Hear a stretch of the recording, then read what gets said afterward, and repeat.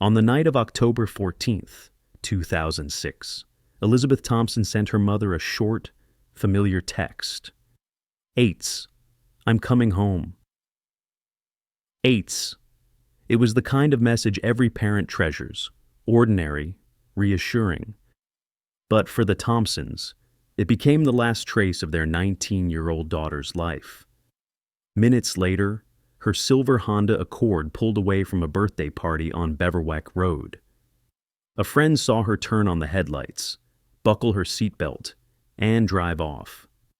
Nothing unusual. Nothing alarming. Yet, Elizabeth never made it home. Her phone signal went dark near the Passaic River, and her car seemed to vanish into thin air. One witness swore a black pickup truck crept slowly behind her. Another detail made the night even stranger. The convenience store camera along her route suddenly went black for exactly 30 minutes, precisely when Elizabeth disappeared. And what if that text, "I'm coming home," was the last you ever received from your child, your sister, your friend? Would you believe she simply walked away? Or would you know, deep down, that something terrible had happened? In a town that prided itself on safety, the unanswered question struck like a knife. Where did Elizabeth go? Who was in that black truck? And why did the only camera that could have seen her simply go dark?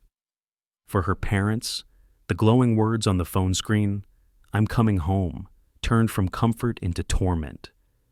A message once routine became a broken promise, echoing through their lives for years. This isn't just another disappearance. It's one of those cold case files that refuse to stay buried, where silence lasted for more than a decade before the evidence finally spoke. Stay with us and subscribe with the notification bell, because cold case files like this one prove that justice may be delayed, but it never truly dies. Elizabeth Thompson's last night alive began with laughter, music, and the kind of small-town warmth that never hinted at tragedy. The October air had just turned cool in Parsippany, New Jersey, and the maples along Beverwyck Road glowed orange and gold. Inside a modest two-story house, friends gathered for a birthday party. The night was casual, plastic cups filled with soda, greasy pizza boxes stacked on a counter, and an old speaker pumping out pop songs that drifted onto the porch. Elizabeth, a freshman at Rutgers University, blended easily into the scene. She wasn't a girl who demanded attention. Friends later described her as steady, bright, the kind of person you could call at 2 a.m. if you were in trouble. She laughed at inside jokes, posed for a few blurry pictures, and nibbled at a slice of pizza before politely declining another round of soda. Around 10 p.m., she slipped her navy blue jacket over her shoulders, tugged her sneakers tight, and told her friends she was heading home. She had assignments to finish, chapters to read, and an early Sunday shift at the local library. At 10:15 p.m., just as she slid into the driver's seat of her silver 2002 Honda Accord, she tapped out a familiar message to her mother. "I'm coming home." The glow of the phone screen lit her face briefly, a snapshot of a routine moment that would become unforgettable. One friend, standing on the porch, watched her start the car. The headlights cut across the driveway. The Accord pulled away smoothly, tail lights disappearing into the dark. Nothing about that moment raised suspicion. Elizabeth had driven that route countless times. She lived only a few miles away. The expectation was that she'd walk into her home within 15 minutes, kick off her sneakers, and maybe sit down with her mother for a late-night snack. But Elizabeth never arrived. As she steered onto Route 46, a quiet corridor of road winding along the Passaic River, the night should have been uneventful. Traffic was light. The sky was moonless, but street lamps provided just enough glow to outline the asphalt. What Elizabeth didn't know, or maybe what she did notice in her rearview mirror, was that another vehicle appeared behind her. A witness at a gas station near the intersection recalled a black pickup truck crawling slowly after her Honda. The truck didn't roar or speed. It crept, almost cautiously, as if watching. At the time, the sight seemed strange but not alarming enough to report. Only later would that memory turn sinister. Even more unsettling, the convenience store camera along her route abruptly went offline. At exactly 10:20 p.m., the video feed cut to static. It stayed dark for 30 minutes before flickering back. 30 minutes, perfectly matching the window in which Elizabeth disappeared. Investigators would later wrestle with that anomaly.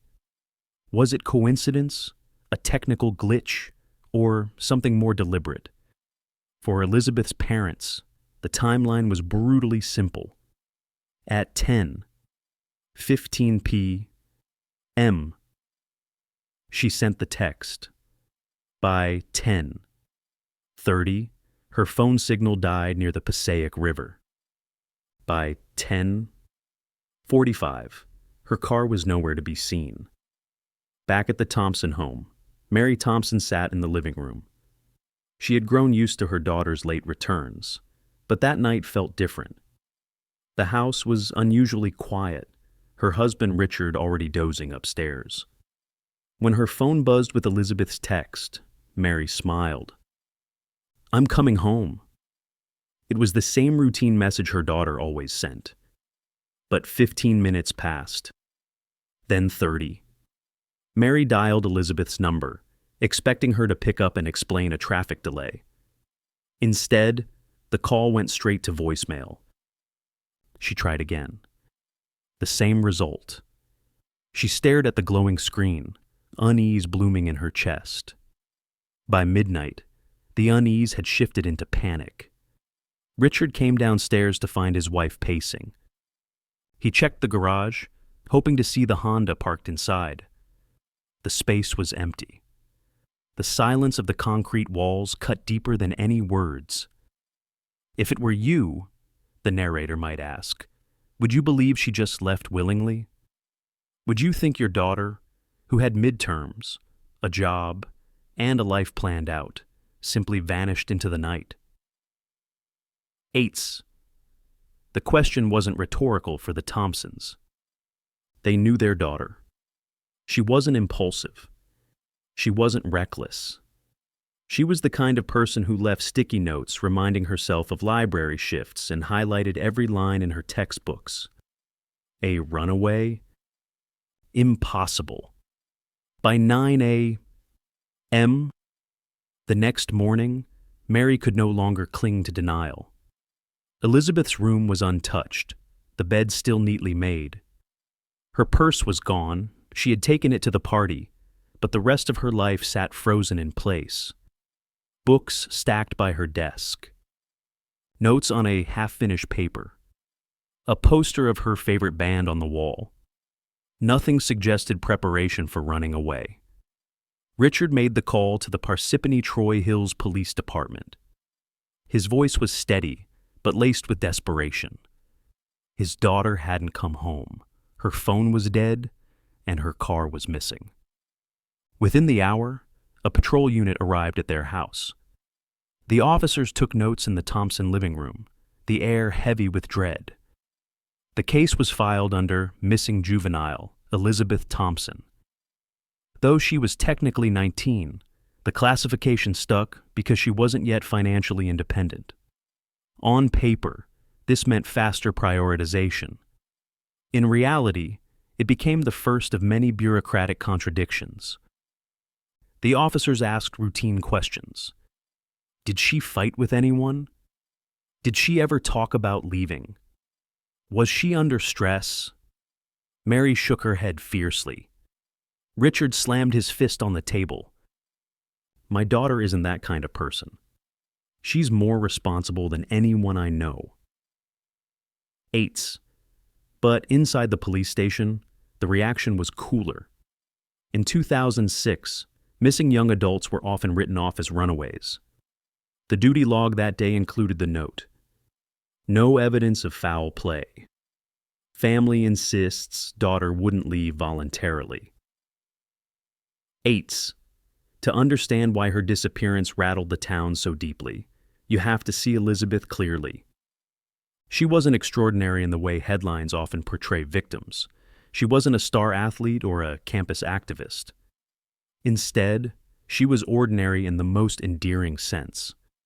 She juggled her freshman schedule at Rutgers with part-time work at the local library. She was punctual, sometimes to a fault, the kind of student who arrived early to class and stayed late to proofread her essays. Friends described her as cheerful but grounded. She liked routines. She valued responsibility. Psychologists often note that individuals with strong patterns of structure and accountability are less likely to abandon their lives impulsively. Elizabeth fit that profile perfectly. Her schedule was full. Her commitments were clear. She had no known conflicts with family. Her disappearance, therefore, wasn't just unusual, it was psychologically inconsistent with who she was. This is why her parents rejected the runaway theory immediately. And this is why, as the hours turned into days, the community would come to agree. Elizabeth hadn't chosen to vanish. Someone had taken that choice from her.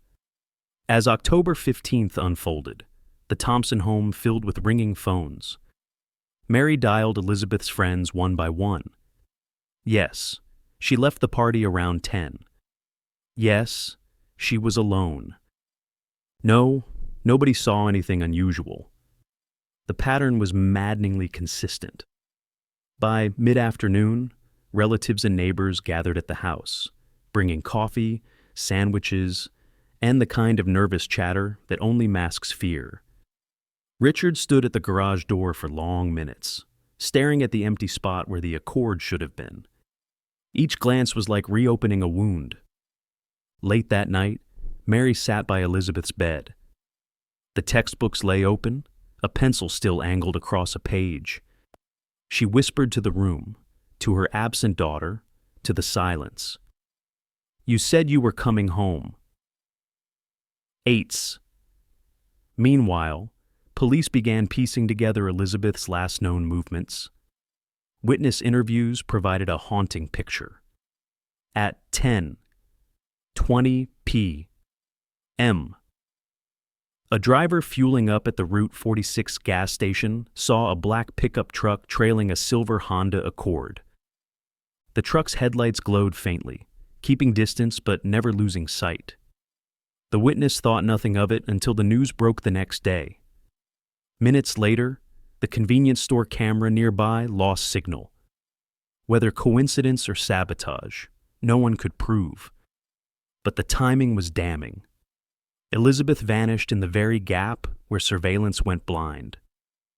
Police traced her likely route home.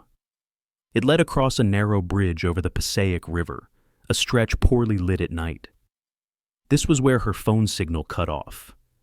No skid marks, no debris, no sign of an accident, just silence. A K-9 unit brought in the next day picked up her scent near Route 46, but lost it abruptly at an abandoned truck stop. The trail ended like a sentence without a period. For the Thompsons, each hour without news was torture. They replayed Elizabeth's last text again and again. "I'm coming home." It should have been mundane. Instead, it became a cruel echo. And for you, the viewer, imagine this. If you had sent your child to a friend's party, expected them back by midnight, and instead faced an empty bed, a dead phone, and no car, would you accept the theory that they simply left? Or would every fiber in your being scream that something darker had happened? That was the crossroads where the Thompsons stood. Hope collided with terror. Logic said Elizabeth wouldn't vanish.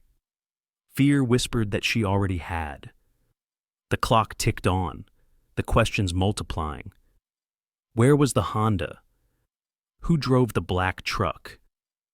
Why did the camera go dark? And why did no one hear a scream, a crash, or anything at all? In those first 10 hours, Elizabeth Thompson's story transformed from a quiet Saturday night to the beginning of one of New Jersey's most haunting mysteries. A mystery that would grow, fracture, and eventually become one of the state's most infamous cold case files. The first official hours of the investigation set the tone for what would become years of frustration, heartbreak, and distrust. When Elizabeth Thompson's parents filed the report, they believed the police would treat her disappearance with urgency. After all, she was just 19, a young college student with no history of trouble, no signs of rebellion. But inside the Parsippany Troy Hills Police Department, the prevailing theory was very different. The lead officer that morning scribbled a note in the duty log. Family reacting emotionally. No foul play observed. Possible voluntary disappearance. In 2006, law enforcement across the country often defaulted to the runaway explanation, especially for teenagers and young adults. Statistically, many did leave home for days, sometimes weeks, before resurfacing. But the mistake here was failing to weigh Elizabeth's character against those assumptions. This is what psychologists call confirmation bias, the tendency to interpret evidence in a way that confirms pre-existing beliefs. For the officers, the belief was that Elizabeth was likely another runaway. Every detail that might have suggested otherwise, the text message promising she was coming home, the empty garage, her neatly kept room, was brushed aside as emotional exaggeration from worried parents. By assuming from the outset that she had left voluntarily, the investigation began to bend around that narrative. Detectives failed to lock down the possible crime scene quickly.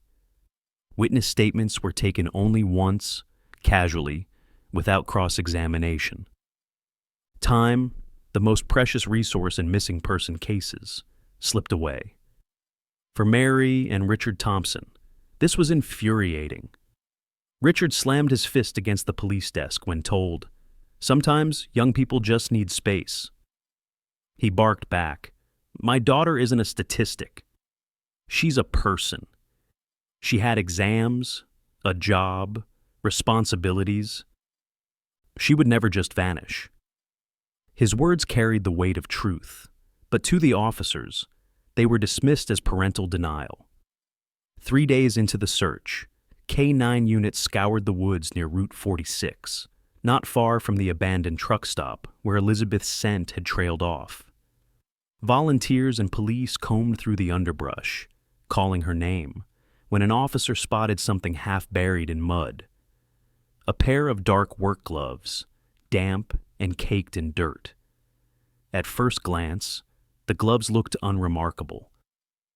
But their location, just yards from where Elizabeth's scent had gone cold, should have triggered alarm. Standard procedure would have been to carefully seal them in a paper evidence bag, preserving any DNA or fibers. Instead, they were shoved into a plastic bag, improperly sealed, and tossed onto the floor of the evidence room. Weeks later, when technicians attempted to analyze them, mold had consumed the fabric. Whatever trace evidence might have existed was degraded beyond use. It was a devastating blunder. Those gloves might have carried sweat, hair, or skin cells from the very person who was with Elizabeth that night. Instead, they became a symbol of investigative negligence. The second mistake came from the truck stop itself. During the initial sweep, an officer noted tire impressions etched into the damp soil. At first, they were dismissed as old, left by service vehicles or abandoned cars. But when compared with the tread of Elizabeth's Honda Accord, the tracks didn't match. They were wider, deeper, consistent with a larger vehicle, possibly a pickup truck or SUV. This should have been cross-referenced with the witness account of a black pickup following Elizabeth's car. But because investigators were leaning toward the runaway theory, the significance was minimized. The report merely read, "Tire tracks observed. Likely unrelated. 8s. For the family, these oversights felt like betrayal. Richard drove to the lot himself, staring at the impressions in the dirt. He told a local reporter, "How many clues do they need before they admit something happened to her?" 8. As the first week ended, the Thompson home became a command center for their own desperate search. Neighbors taped missing posters to telephone poles. Volunteers combed the woods in reflective vests. But what struck everyone was the contrast. A grieving family and community working tirelessly, while official investigators seemed to hold back. Mary, exhausted and pale, told a journalist, "Every day they delay, we lose our daughter all over again." Her voice trembled but carried the raw truth. Time lost in the early days of an investigation can rarely be regained. The psychology of law enforcement in those days was clear. If no body was found, if no crime scene screamed violence, then perhaps no crime had occurred. But for the Thompsons, the crime was silence itself, the silence of unanswered calls, the silence of an empty garage, the silence of police who refused to listen. In Parsippany, whispers spread quickly. At first, neighbors brought casseroles and coffee, offering comfort.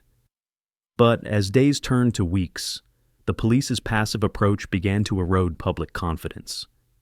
Some residents wondered aloud if Elizabeth had chosen to run away, echoing the very doubts investigators planted. Others insisted something darker had happened and demanded answers. The tension split the town. Was Elizabeth a runaway or a victim? Without decisive action, the police allowed rumor to fill the void. Meanwhile, the tire tracks and ruined gloves sat in reports, filed but forgotten. Potentially the most important early evidence had been reduced to footnotes.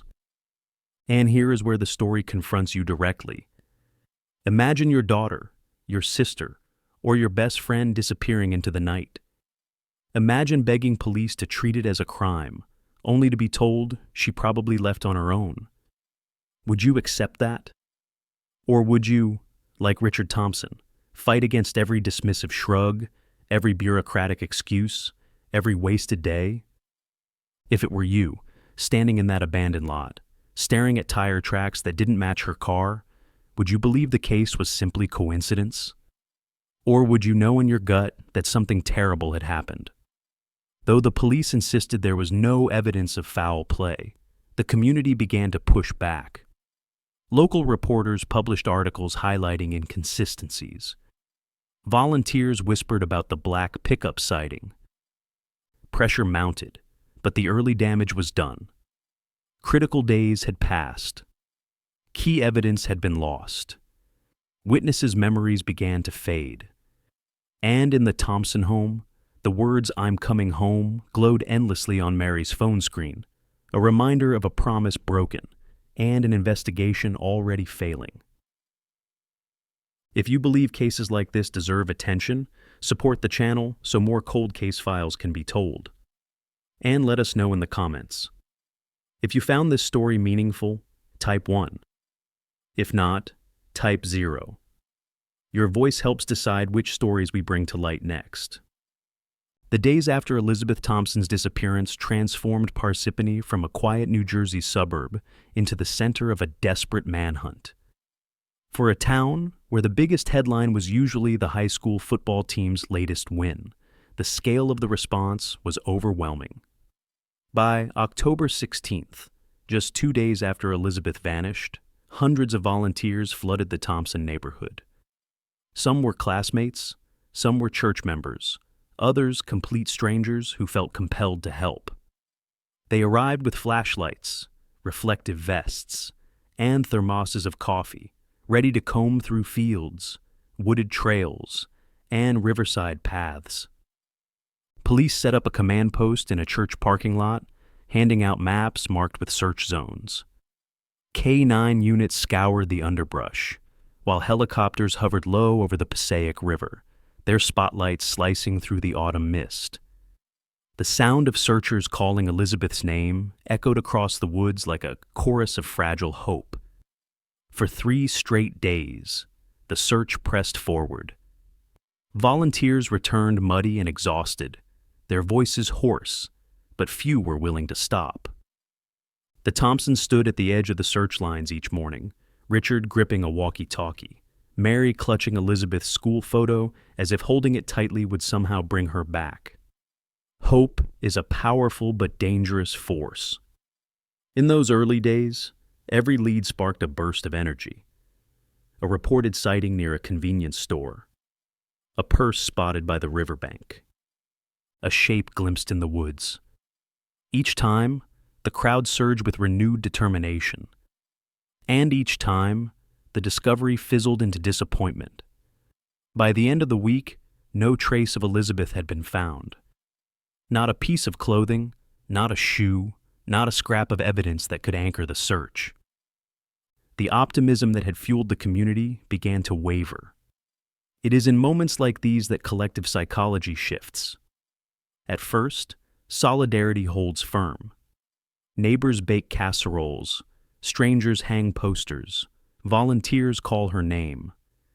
But as the hours turn to days without answers, doubt creeps in. Whispers begin. Maybe she did run away. Maybe her family doesn't know her as well as they think. This doubt doesn't come from cruelty. It comes from fear.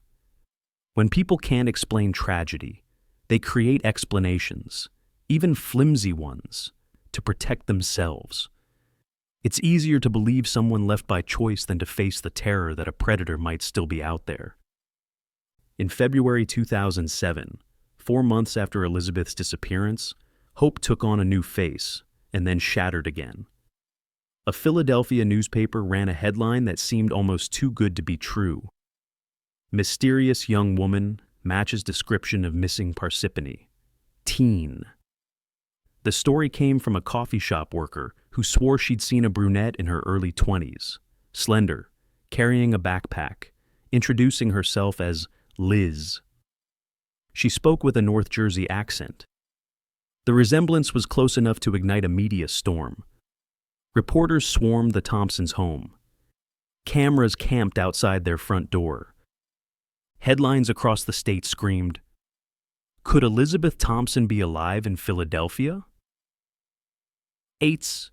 For Mary and Richard, the news was a gut punch of conflicting emotions. Could it really be her? If Elizabeth was alive, why hadn't she called home? Why hadn't she come back?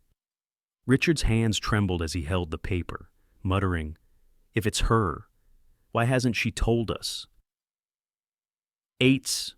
Police, under pressure from the media, sent a team to Philadelphia.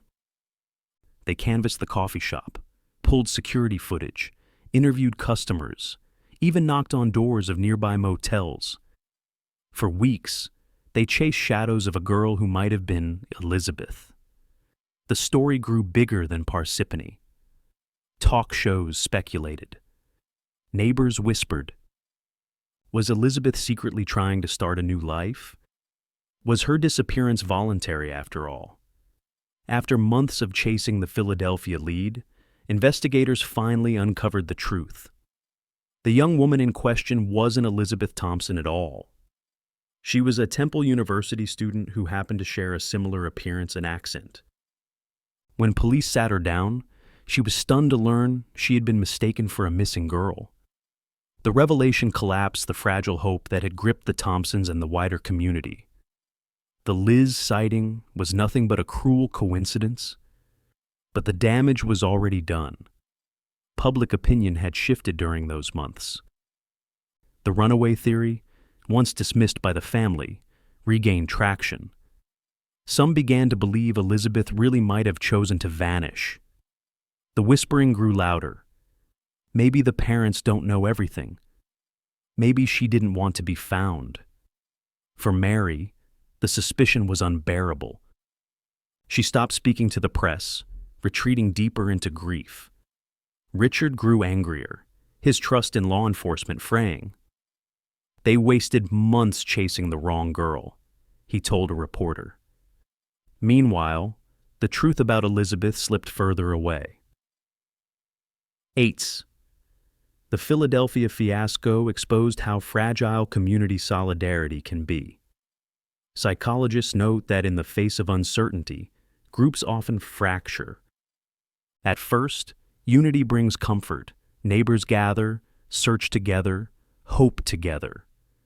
But when hope turns to disappointment, that same energy transforms into suspicion. In Parsippany, the shift was palpable.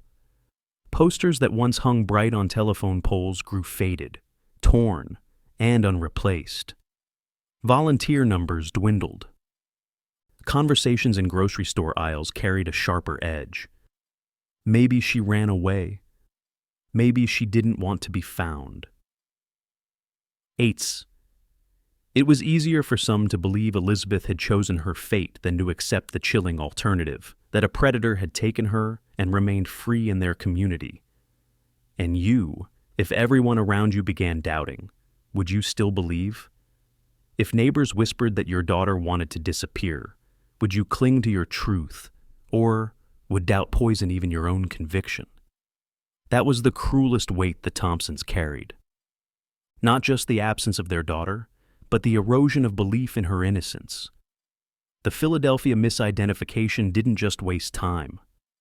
It poisoned the investigation. Key witnesses who might have remembered details grew harder to locate. Police resources shifted away from Parsippany. The momentum that had fueled the early search drained into exhaustion. Perhaps most damaging, the public's perception hardened. Instead of viewing Elizabeth as a victim, many began to view her as a runaway. Once that narrative takes root, it is nearly impossible to erase. For the Thompsons, the sense of betrayal deepened. Mary lit candles in Elizabeth's room each night, but stopped granting interviews. Richard spoke less to reporters and more to lawyers, demanding accountability for what he saw as police negligence. The once bustling search parties faded, leaving only the family's grief. By the end of 2007, Elizabeth's case teetered on the edge of becoming cold. The Philadelphia detour had drained hope, strained the family, and fractured the town. What began with hundreds of voices calling her name across the woods ended with a chilling quiet. In the Thompson home, the last text message, "I'm coming home," still glowed on Mary's phone. But outside, posters peeled from telephone poles, and conversations shifted to newer stories. Elizabeth's absence became less a crisis and more a shadow, fading but never gone. And now we ask you, does public pressure help or hurt investigations? Share your thoughts in the comments. If you believe the spotlight keeps cases alive, tell us. If you think it misleads and distracts, let us know. Your perspective matters because how society responds can shape the fate of cold case files like Elizabeth Thompson's. By the spring of 2007, the once relentless search for Elizabeth Thompson had dwindled into silence. The Philadelphia false lead had burned through hope like dry kindling, leaving behind nothing but ash. For the community, life resumed its ordinary rhythm: school buses, grocery runs, Sunday church. But for the Thompsons, time no longer moved forward. Their home became a mausoleum of memory. Elizabeth's room remained untouched. Her bed stayed neatly made, her desk frozen mid-task with an open textbook and a pencil resting across half-finished notes. A poster of her favorite band curled at the edges, the colors fading with time. Mary refused to pack anything away. To her, sealing those objects was equivalent to admitting Elizabeth would never return. Psychologists often call this phenomenon living in frozen time. Families of the missing struggle between two worlds: the practical present, where life demands routine, and the suspended reality of the last day their loved one was seen. Every object in Elizabeth's room became an anchor, a reminder of what was and what should have been.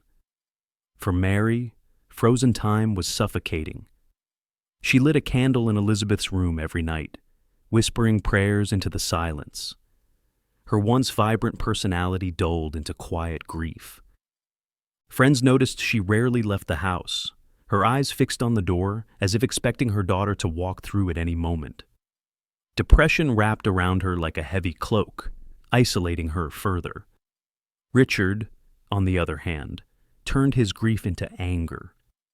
He became a fixture at the police station, demanding updates, pressing detectives for answers, refusing to let the case slip quietly into the cold files. His voice often rose, pounding desks, accusing officers of negligence. His anger wasn't blind rage. It was the only way he knew to keep Elizabeth's case alive. Grief rarely affects two people the same way. For Richard and Mary, the divide was painful. He grew louder, more combative. She grew quieter, more withdrawn. Where Richard saw action as survival, Mary saw stillness as preservation. She told a neighbor, "If I move anything in her room, it's like erasing her." Eights. That difference created tension in their marriage. Arguments erupted in the kitchen, always circling back to Elizabeth. Richard wanted press conferences, billboards, rallies. Mary wanted candles, silence, prayer. Both sought the same thing, their daughter's return, but grief pulled them in opposite directions. For you, the viewer, imagine this. If you walked past your child's untouched room every night, could you move on? Could you bring yourself to box up their clothes, erase the smell of their perfume, paint over the posters? Or would you, like Mary, keep everything in place as a shrine to memory? While the Thompson home lived in suspended grief, the wider community grew restless. Rumors had already chipped away at the image of Elizabeth as a victim. Some neighbors whispered that maybe she had wanted to leave, that perhaps her parents idealized her too much. This fracture deepened at a community meeting held at Parsippany High School in late 2007. Hundreds of parents, teachers, and residents packed the auditorium, demanding answers from law enforcement. The police chief stood on stage, flanked by detectives, attempting to explain why months had passed with no progress. But the crowd was unforgiving. Parents shouted from the seats, "If this was your daughter, would you let the case slide?" Others waved Elizabeth's missing posters, demanding accountability for the ruined gloves, the ignored tire tracks, the wasted months in Philadelphia. Richard rose to speak, his voice cracking with emotion but firm. "My daughter was abandoned twice. Once the night she vanished, and again by those meant to protect her." The room erupted in applause and shouts, a wave of frustration directed squarely at the stage. For the police, credibility collapsed in that moment. Their earlier confidence in the runaway theory, their mishandling of evidence, their sluggish response, all of it came crashing down under public scrutiny. The chief issued a public apology, admitting shortcomings, but apologies could not fill the void of failure. From a psychological standpoint, the collapse of police credibility is devastating not only for a case, but for a community's sense of safety. Law enforcement represents order, trust, and protection. When that image fractures, fear spreads. If the police cannot safeguard one teenage girl in a quiet New Jersey suburb, can they protect anyone? For the Thompsons, the collapse of trust widened their isolation. Richard no longer saw investigators as allies, but as obstacles. Mary no longer opened her door to officers, choosing instead to sit silently by Elizabeth's bed. The family's grief became entangled with resentment, creating a cycle of despair and anger that deepened with each passing day. By the 1-year mark, Elizabeth's case hovered in limbo. Officially, it remained open. Unofficially, it was fading into the shadows of unsolved files. The Thompson home, however, did not fade. Each October 14th, candles lined their windows. Each holiday, an empty chair was set at the table, Neighbors no longer crowded the lawn with casseroles or search updates. The solidarity of the early days had thinned to polite nods and sympathetic looks at the grocery store. The community had moved on, but the Thompsons could not. They were locked in frozen time, unable to escape the night their daughter vanished. For you, again, imagine it. Imagine your neighbors whispering that your child chose to run away, while you know in your heart she didn't. Imagine police telling you to be patient while crucial evidence molded away. Imagine the silence of a room that never changes, because change would mean admitting the unthinkable. That is the psychological prison Elizabeth's parents lived in. By late 2007, Parsippany was no longer united in searching for Elizabeth. Instead, it was fractured by suspicion, weighed down by anger, and haunted by failure. And while the town's attention shifted, the Thompson home remained frozen, candles burning, grief deepening. Elizabeth Thompson was not just a missing person. She had become a symbol of love locked in time, of trust broken, and of justice delayed. By early 2008, the Thompson case had slipped into a quiet limbo. Officially, it was still open, but in practice, the investigation had stalled.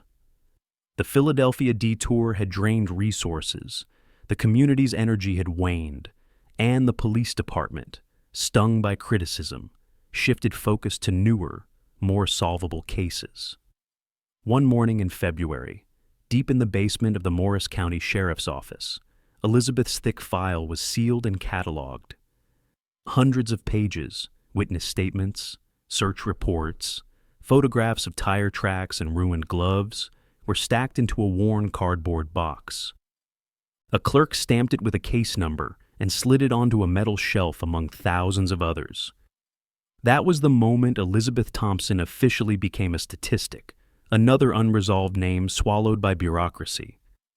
Or, as the clerk's internal note coldly read, no active leads. Pending future evidence. In other words, Elizabeth's name was sealed away in the county's cold case files. At home, Richard Thompson refused to accept that stamp of finality. Each night, he lit a candle in his daughter's room, the flame flickering against her desk and posters. To him, the candle was more than ritual. It was resistance. A refusal to let Elizabeth vanish into the same silence that now filled her case file. Neighbors driving past the Thompson house at night could see the glow in the upstairs window. Some found it heartbreaking, others unsettling, but for Richard, it was the only way to keep hope alive.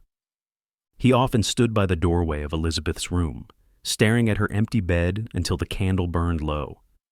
Mary, however, carried grief differently. She had once been strong, the family's center of warmth, but as the months turned into years, her health began to fade.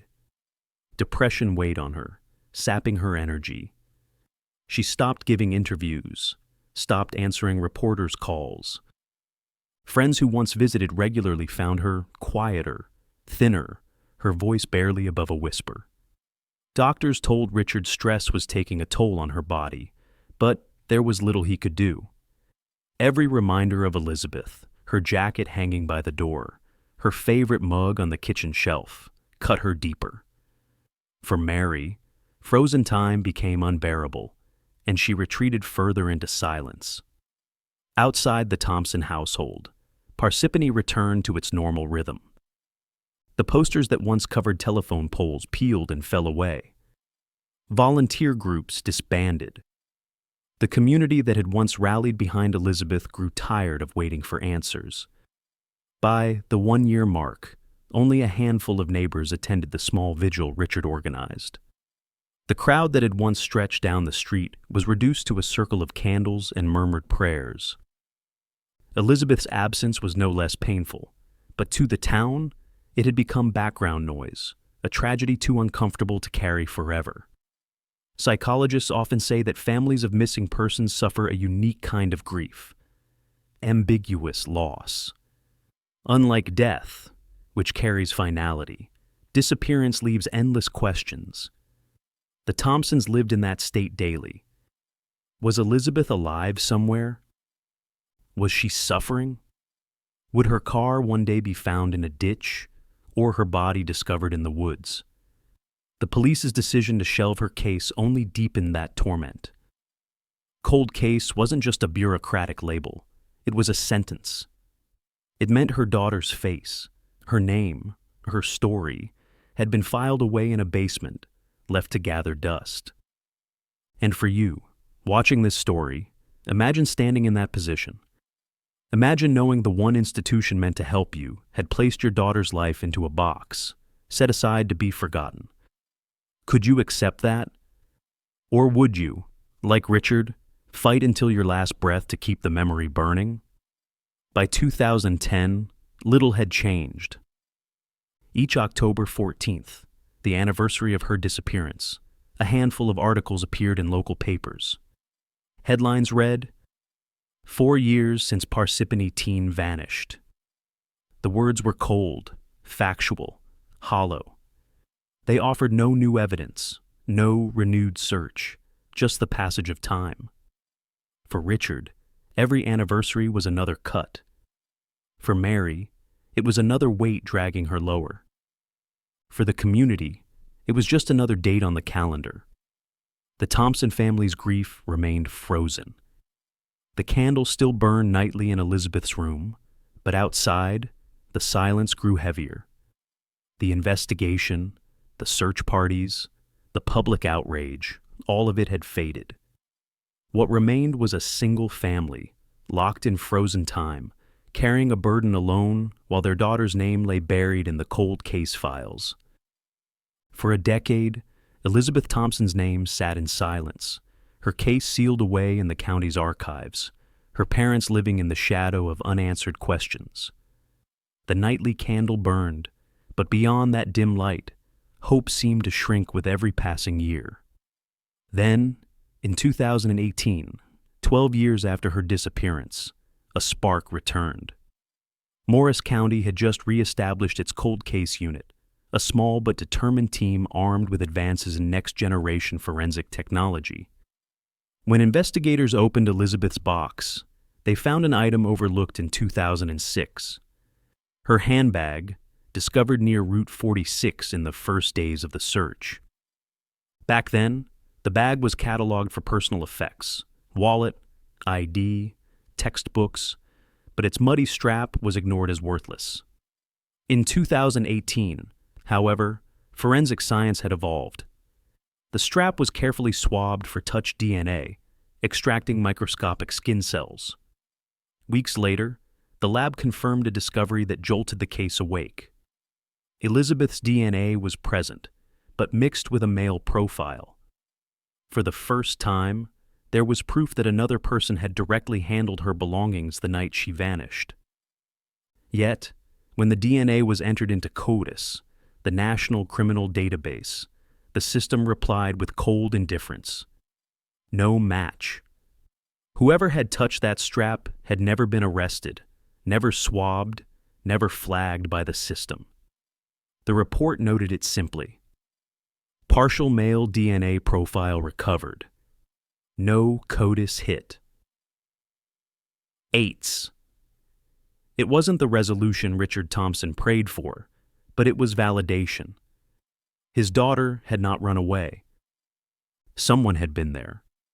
Someone had taken her. And though unnamed, that shadow now had a genetic fingerprint. 2 years later, nature itself would provide the next breakthrough. In September 2020, a massive storm swept across the Northeast, dumping relentless rain on New Jersey. The Passaic River, swollen for days, suddenly receded in the aftermath, its levels dropping lower than locals had seen in decades. Fishermen navigating the muddy bends noticed something strange. The outline of a metal frame protruding from the riverbed. At first, they assumed it was scrap or farm equipment. But as the water shimmered against the mud-caked curves, the silhouette became unmistakable. It was a car. Police were called immediately. Within hours, divers and a crane team converged on the site. As the cables tightened and the mud gave way, a vehicle slowly rose from the depths. Onlookers gasped as the emblem appeared, rusted, but clear enough to identify. A silver Honda Accord. Richard Thompson stood on the riverbank, trembling, his eyes fixed on the rising wreckage. He didn't need forensic confirmation. He knew it was his daughter's car, the same one that vanished with her 14 years earlier.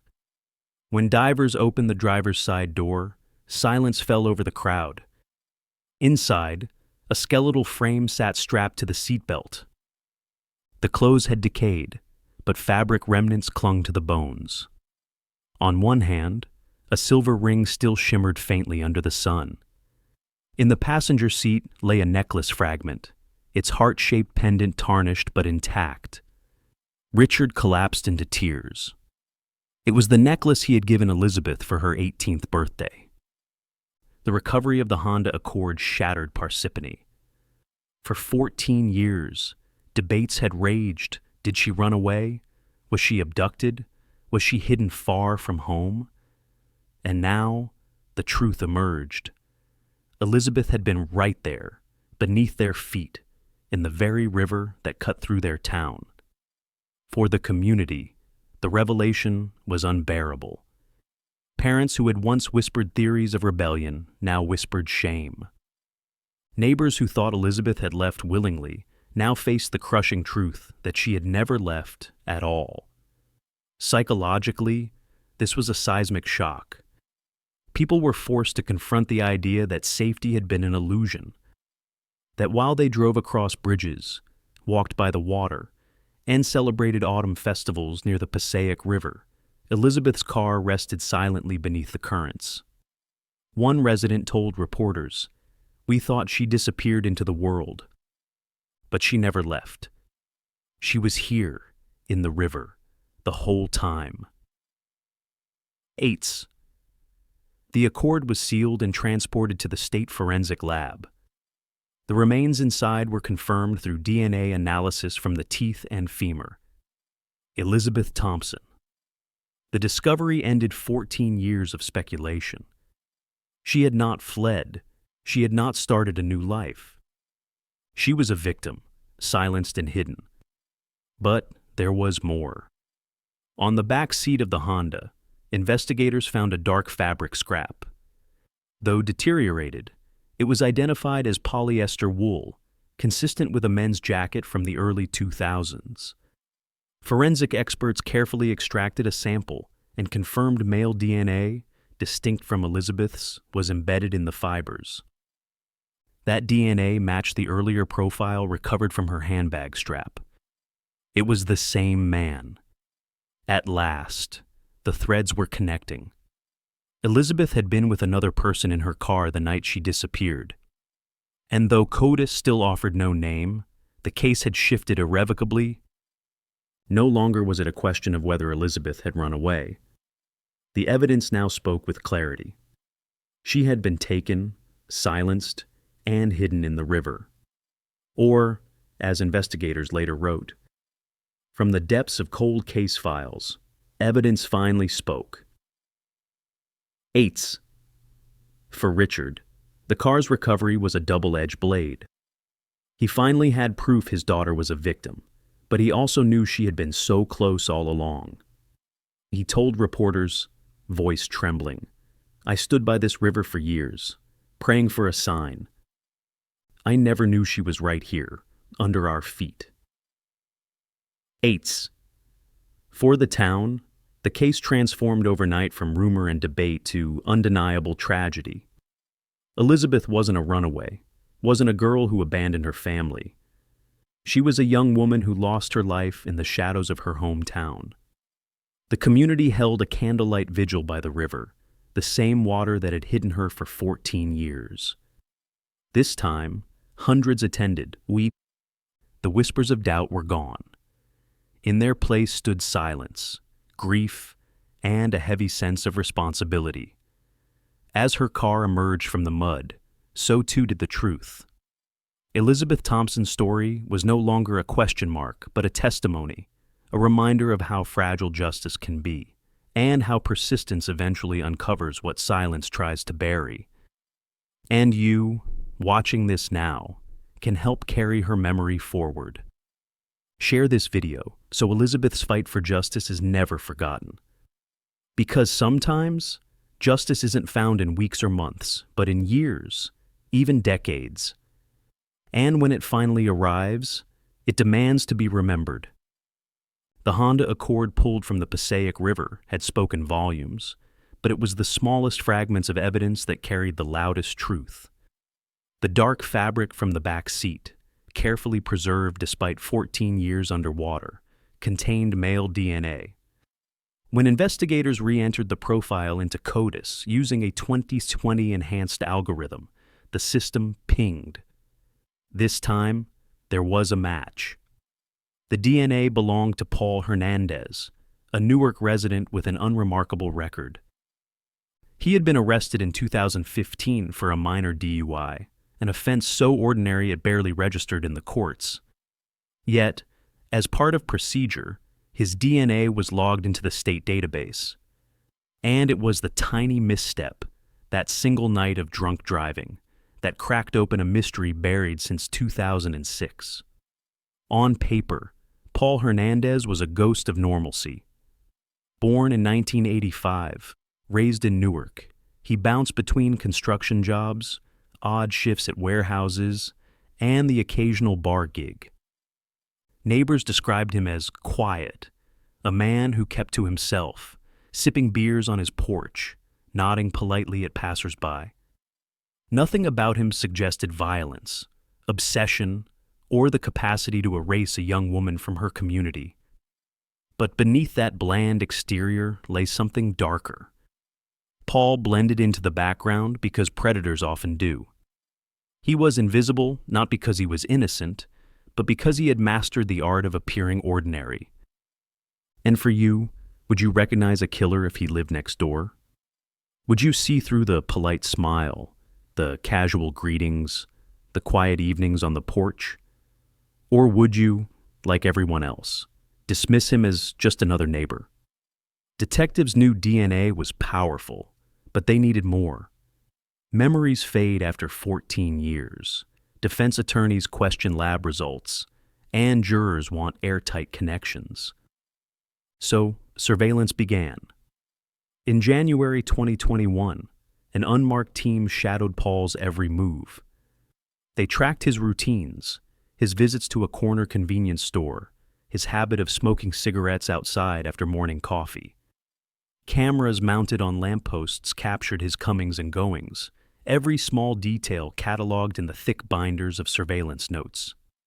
Then came the opportunity.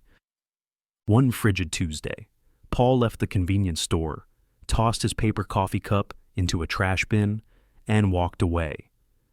An undercover officer moved quickly, retrieving the cup before the garbage truck arrived. When the cup reached the lab, the results were decisive. The DNA on the rim matched the male profile from Elizabeth Thompson's car. The odds of error were 1 in a trillion. Paul Hernandez was no longer just a name in a database.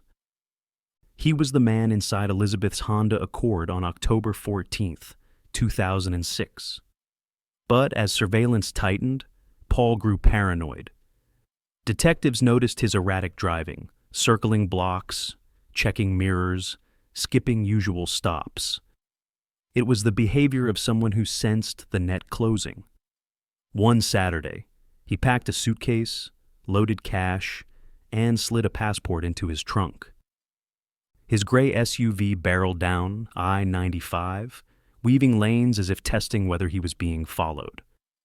When he suddenly swerved off toward a Philadelphia exit, officers made their move.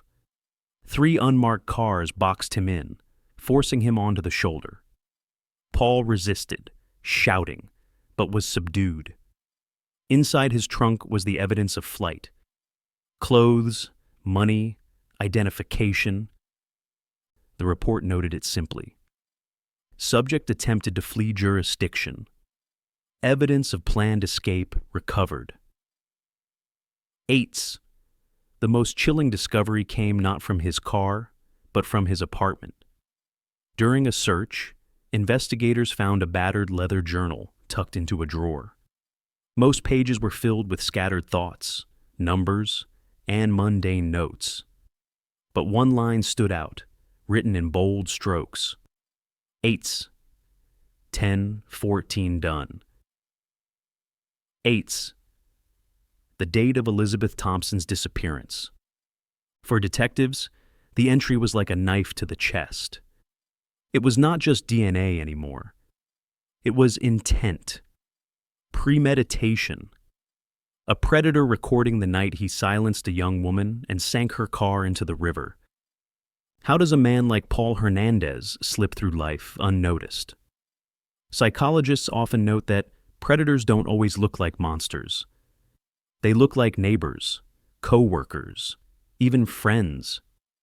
Their camouflage is the ordinary. Paul played that role well.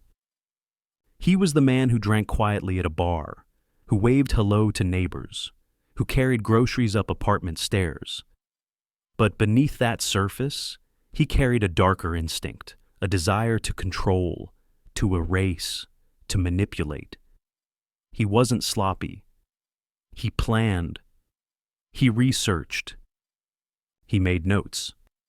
And when suspicion grew, he crafted lies, even sending anonymous emails years earlier to convince the Thompsons their daughter had run away.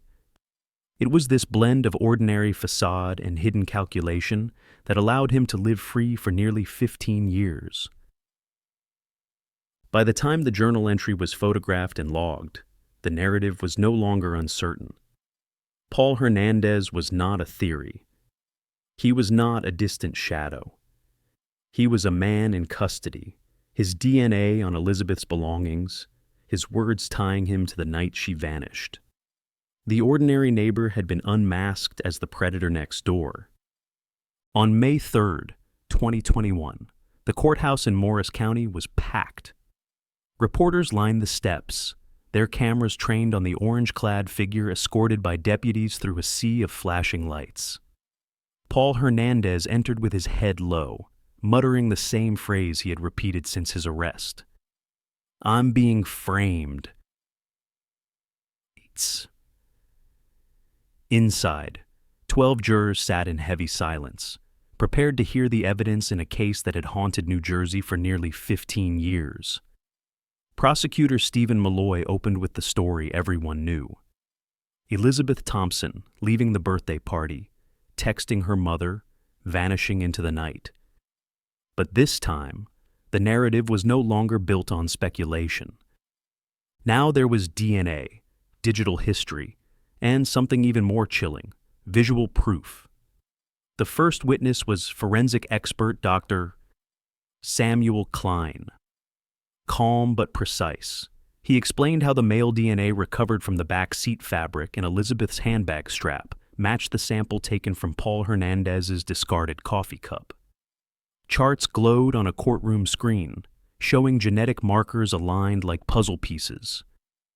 The probability of this DNA belonging to anyone other than the defendant is 1 in 1 trillion, Klein said firmly.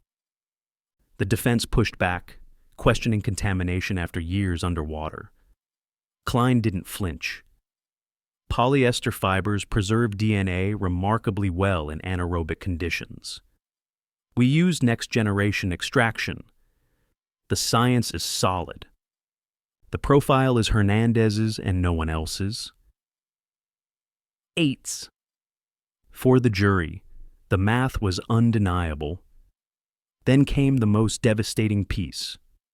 During the search of Hernandez's apartment, investigators had found a faded Polaroid photo tucked in his drawer. It showed Elizabeth inside her silver Honda Accord, eyes wide, her expression caught between fear and confusion.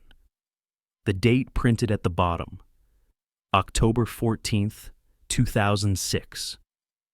The courtroom froze when the photo was displayed. Richard Thompson broke down in the front row, Mary's sister clutching his arm. Jurors exchanged stunned glances, some unable to look away. And you, What if the last image of your child was hidden in a drawer for 14 years, kept like a trophy by the very man who took them? Could you ever forgive yourself for not knowing? Could you ever forgive the silence that kept it locked away? The defense tried to cast doubt, suggesting the photo was staged or unrelated. But prosecutors showed chemical analysis linking the paper and dust to Hernandez's apartment, eliminating the possibility of fabrication. The Polaroid wasn't just evidence, it was a confession in image form. By the second week, the defense's strategy crumbled. With DNA, a Polaroid, and journal entries stacked against him, Hernandez shifted from denial to a fractured admission. In a late interrogation, his hands trembling, he whispered, "I only meant to teach her a lesson. I didn't mean for her to die." 8. It was a half-confession, a desperate attempt to soften intent. But prosecutors seized on it. Malloy told the jury, "You don't research how to sink a car. You don't map river bends. You don't write 10-14 done in your journal if you plan a lesson. You plan a crime." 8. The words landed like a hammer. Malloy's closing argument stitched the evidence into a seamless timeline. Elizabeth's last text, her phone dying by the river, Hernandez's DNA in the car, the Polaroid showing her alive in his control, and the journal entry sealing her fate. "This is not circumstantial," he declared. "This is scientific, digital, photographic, and written evidence all converging on one truth. Paul Hernandez abducted and killed Elizabeth Thompson." 8. The defense, cornered, appealed to emotion. No one saw Hernandez kill Elizabeth. Doubt remains. Justice must be built on proof beyond reasonable doubt. But after weeks of evidence, their words rang hollow. The jury deliberated for less than 4 hours. When they returned, the air was suffocating with anticipation. We, the jury, find the defendant, Paul Hernandez, guilty of the first-degree murder of Elizabeth Thompson. Richard wept openly, clutching his fists.